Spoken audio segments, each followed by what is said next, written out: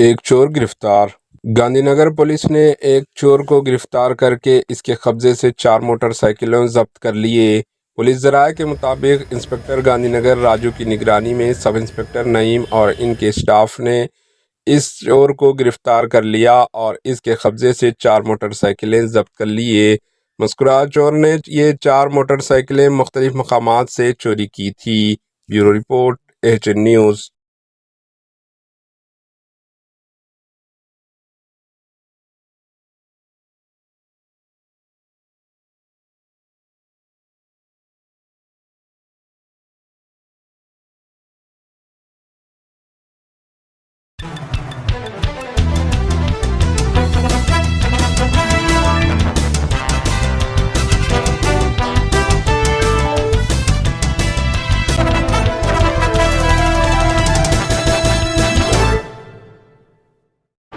AHN news को like करें, share करें और सब्सक्राइब करना ना भूलें।